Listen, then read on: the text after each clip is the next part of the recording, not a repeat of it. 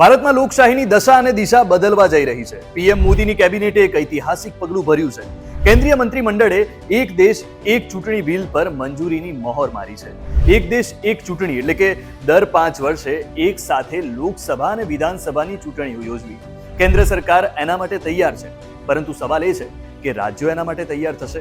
NDA સરકાર એના માટે તૈયાર છે, પરંતુ અમલ કરવો સરળ નથી, કેમ કે કોંગ્રેસ અને એના પાર્ટનર્સ એનો જોરદાર વિરોધ કરી રહ્યા છે. વિરોધ કરવા માટેનું કારણ પણ જાણવું.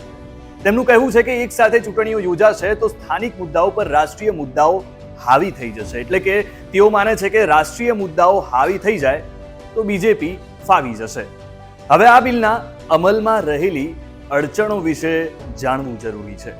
લોકસભા અને રાજ્યોની વિધાનસભા માટે એક સાથે ચૂંટણીઓ યોજવી પડે, એટલે એક રીત એ છે કે એના માટે તમામ વિધાનસભાને ભંગ કરી દેવામાં આવે. હવે કયો મુખ્યમંત્રી એના માટે તૈયાર થાય? એટલે સ્વાભાવિક રીતે વિરોધ થાય.